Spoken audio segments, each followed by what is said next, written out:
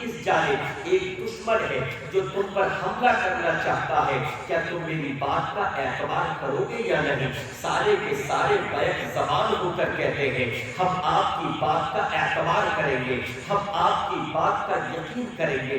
آخر کیوں؟ اس وجہ سے کہ ہم نے آپ کو کبھی جھوٹ بولتے ہوئے نہیں پایا ہے۔ اللہ اکبر!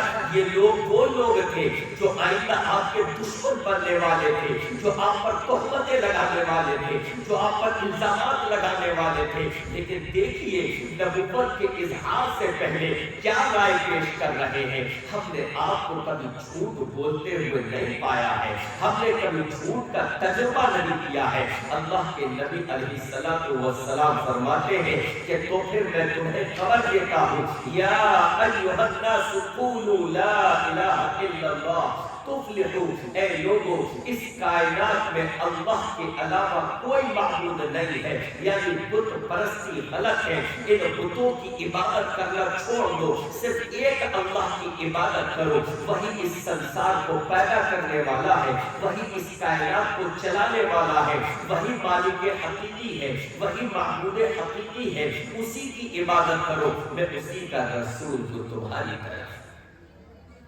پیچھے بات آئی، آپ کی جب پیدائش ہوئی تو ابو لہب خوش ہوا تھا۔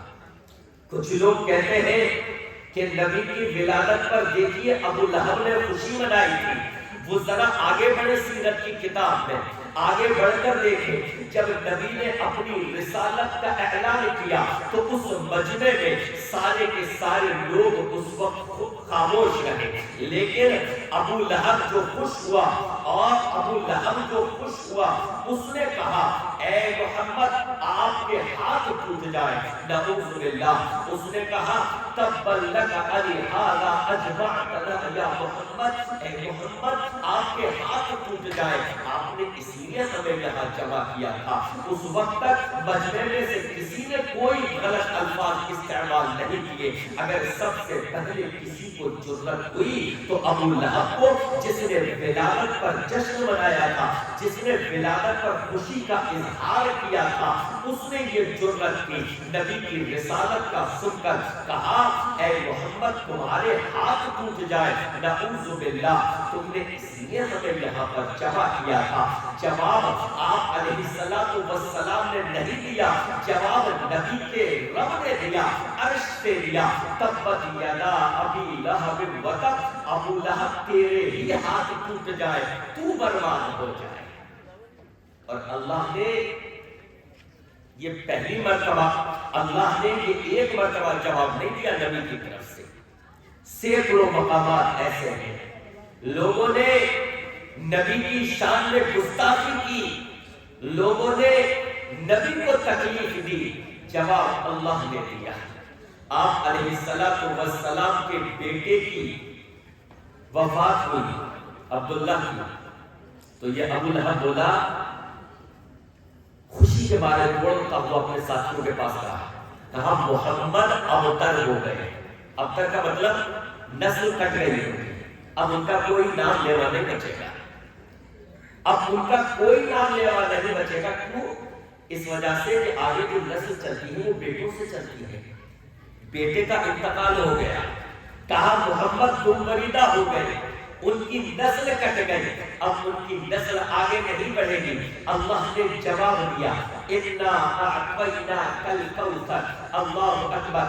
نبی کی شان یہ ہے، نبی کا مقام یہ ہے، نبی کی شان میں گستاخی کرنے والے ذرا ہوش کے ناخن لیں اور ذرا سوچیں نبی کا مقام کیا ہے، نبی کا مقام کیا ہے۔ اللہ نے جواب دیا، جواب کس چیز کا دیا؟ ابتر کا، لیکن شروعات کہاں سے کی؟ اِنَّا أَعْطَيْنَاكَ الْكَوْثَرَ، شروعات آخرت سے کی۔ اے نبی ہم نے آپ کو کوثر عطا فرمایا، حوض کوثر عطا فرمایا۔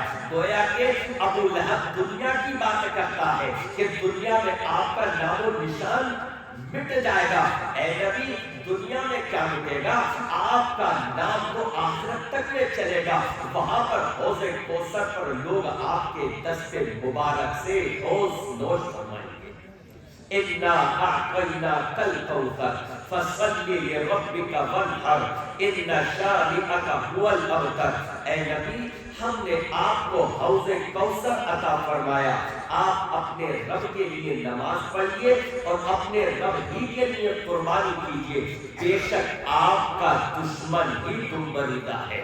آخر میں جواب دیا آخری آیت میں کہ آپ کا دشمن آپ کو کہتا ہے کہ آپ کی نسل کٹ گئی، نہیں بلکہ آپ کے دشمن کی نسل کٹ گئی، اس کا نام لیوا کوئی نہیں بچے گا۔ اور آج بھی اہل عرب سلسلے نسب اپنے پاس رکھتے ہیں وہ فخریہ طور پر، لیکن اگر کسی کا سلسلہ ابو لہب سے مل رہا ہو، پہلی بات تو کسی کو نہیں معلوم کہ اس کا سلسلہ ابو لہب سے مل رہا ہے، لیکن اگر کسی کا سلسلہ ابو لہب سے مل جائے اور اسے پتہ ہو جائے، وہ بتائے گا نہیں، وہ شرم محسوس کرے گا، وہ آر محسوس کرے گا۔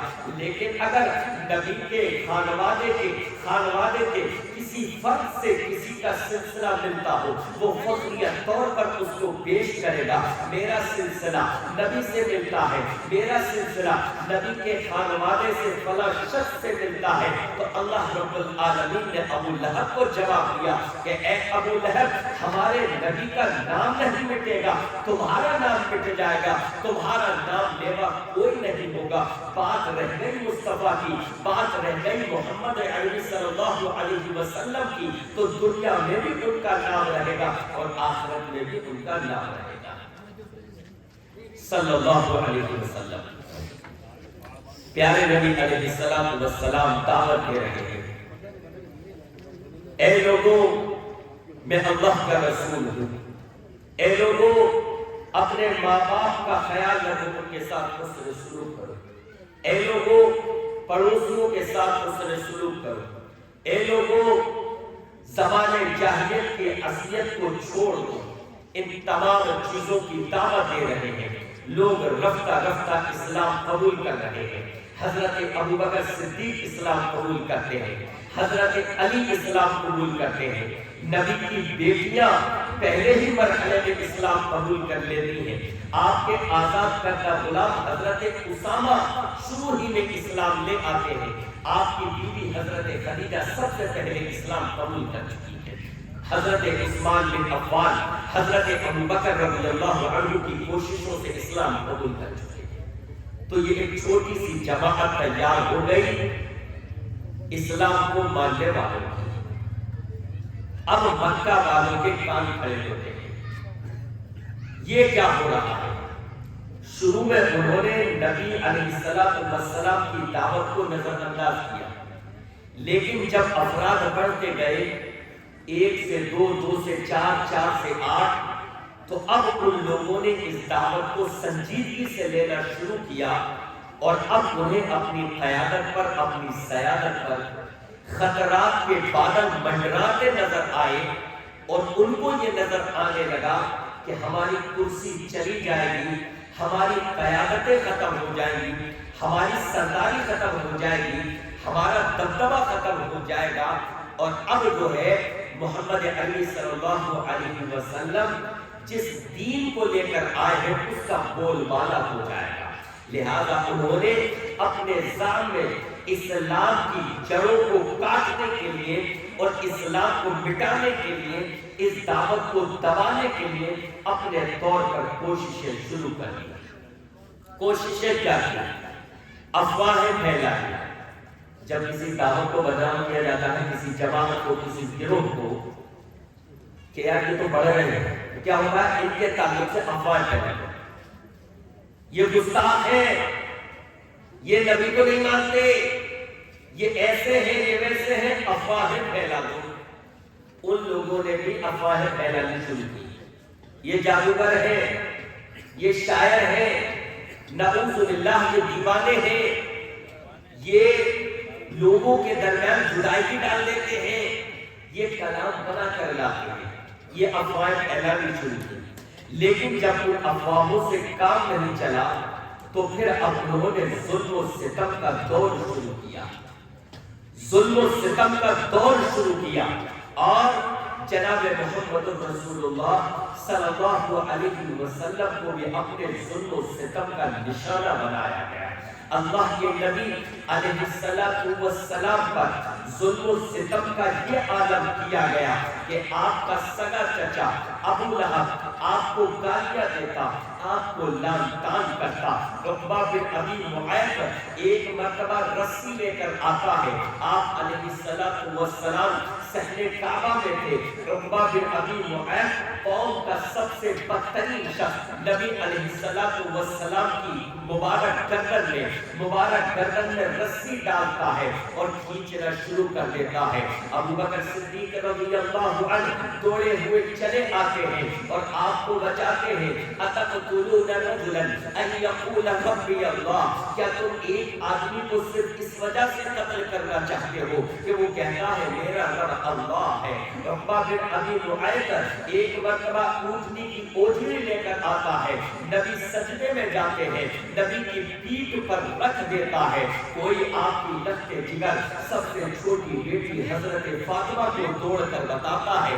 حضرت فاطمہ چل بھاگی ہوئی آتی ہے اور اپنے ننھے مٹھے ہاتھوں سے اپنے ابا جان کی پیٹھ سے اوجھلی ہٹاتی ہے۔ ہائے فاطمہ کے دل میں کیا گزری ہوگی کہ وہ ظالموں، میرے ابا نے تمہارا کیا بگاڑا ہے؟ میرے ابا تو وہ ہے جس نے کبھی دشمن کو بھی کبھی گالی نہیں دی، میرے ابا تو وہ ہے جنہوں نے کبھی اپنے دشمن کو بھی میری نگاہ سے نہیں دیکھا، انہوں نے تو پھولوں کو بھی نرمی سے چھوا ہے، تم اس میرے شفیق باپ کی پیٹھ پر اوجھلی رکھتے ہو۔ حضرت فاطمہ رضی اللہ عنہا حضرت جناب محمد رسول اللہ صلی اللہ علیہ وسلم کی پیٹھ سے اوجھلی ہٹاتی ہے۔